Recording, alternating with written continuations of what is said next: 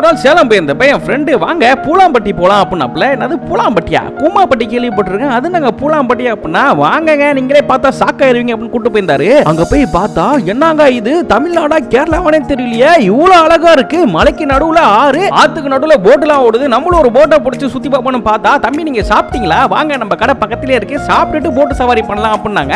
சரின்னு சொல்லிட்டு அக்கா அதை பார்சல் வாங்கிட்டு போட்டுலயே சாப்பிட முடியுமான்னு கேட்டா சாப்பிடலாம் அப்படின்னாங்க. சரின்னு சொல்லிட்டு அங்க என்னென்ன மீன் இருக்குன்னு பார்த்தா பாறை மீன், ஜிலேபி இதெல்லாம் இருந்துச்சு. எல்லாத்தையுமே நல்லா தவால வச்சு ஃப்ரை பண்ணி கொடுத்துருங்கன்னு சொல்லியாச்சு.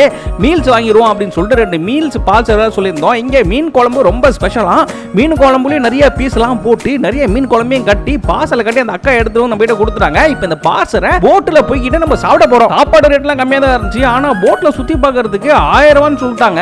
8 பேர் வரைக்கும் போலாங்க, நீங்க 2 பேர் இருக்கீங்க, நாங்க என்ன பண்றதுன்ட்டாங்க. 1000 ரூபாய் கொஞ்சம் எக்ஸ்பென்சிவ் தான் எனக்கே தெரியும். சரி நம்மளோட சப்ஸ்கிரைபர் வேற போயிட்டாங்கன்னு சொல்லிட்டு பேர பேசாம கொடுத்தாச்சு. போட்டை எடுத்துட்டு நேரா உள்ள போறப்ப நம்ம மாப்பிள்ளை வேற எனக்கு பசிக்குது, நான் ஓபன் பண்ணி சைடுல சாப்பிட்டுட்டு இருக்கோம் அப்படின்றப்பல இரு 2 பேரும் ஒண்ணா சாப்பிடுவோம்னு சொல்லிட்டு மீன் குழம்பை பிரிச்சு சோத்துல ஊத்தி அந்த மீனை பாருங்களேன் சும்மா தவால சூப்பரா வெந்திருக்கு தக்க தக்கன்னு. இப்போ இந்த பீஸை தான் எடுத்து சாப்பிட போறோம். சுட சுட வெந்திருக்கு அந்த மீனை எடுத்து லைட்டா ஒரு வாய் தான் வச்சு சாப்பிட்டு பார்த்தேன். டேஸ்ட் அடடடடா சும்மா வேற லெவல்ல இருக்குங்க. சரி மீனே எப்படி இருக்க, மீன் குழம்பு சாப்பாடு எப்படி இருக்கும் அப்படின்னு சொல்லிட்டு அந்த குழம்பை சோத்தோட பிரட்டி எடுத்து சாப்பிட்டு பார்த்தேன் பாருங்க. இது டாப் நாச்.